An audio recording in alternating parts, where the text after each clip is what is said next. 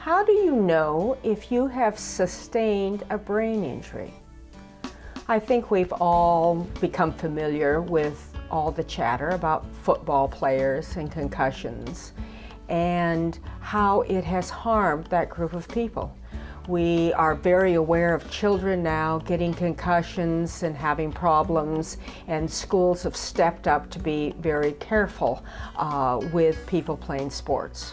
So I think the public has become very educated on what a concussion can do to someone.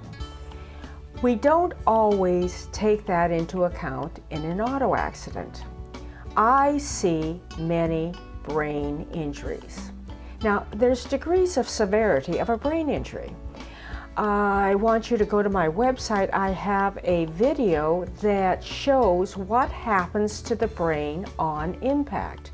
And what you're going to see is that the brain is encased in our skull, obviously, but the brain itself is almost like jello.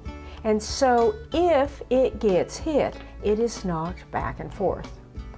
Now, what we are learning is that when this process takes place, there are nerves around that jello, and when you flip it back and forth like that, it shears the nerves. Unfortunately, this cannot be seen on an X-ray. But what happens is the person starts to behave differently. And these are very invisible injuries. Maybe a person can't remember their phone number. Perhaps they can't remember the exit that they're supposed to take. Perhaps they cannot remember to keep a medical appointment. Or they start getting angry, frustrated, overwhelmed. They just can't figure it out. And what they'll go back and figure out is when they got hit in the auto accident, they got jarred pretty hard. Now, the insurance company, the defense, would like to tell you that you did not lose consciousness. Therefore, you cannot have a brain injury. What we're discovering in this field is, and go back and go through the facts of your accident. Were you confused at the scene?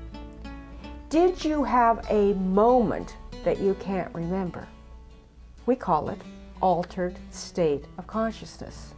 The example I see on a routine basis is someone's hit, smack. The next thing they remember is they're in the middle of the intersection. Or the next thing they remember is someone knocking at their window. Hey, hey, are you all right? They don't remember. They may hear the explosion. They may hear the twisting of the car. But then the next memory is they're already stopped. That is altered consciousness. Now, most people don't understand that, so the first thing they do is they go to the hospital, and the hospital asks them, "Did you lose consciousness?" And the answer is no. They don't understand this rule. So it's only later, probably when they start to have behavioral problems, then a specialist in this area can walk them through and diagnose that they had a brain injury and they're now having post-concussive symptoms. Perhaps they've got special brain scans now that are more sensitive that can pick up whether you've actually had a lesion due to the impact. But it's usually by behavior, friends, relatives reporting this, and that is how we establish a brain injury. Brain injuries are devastating. They alter your life. It is an insidious, ugly injury.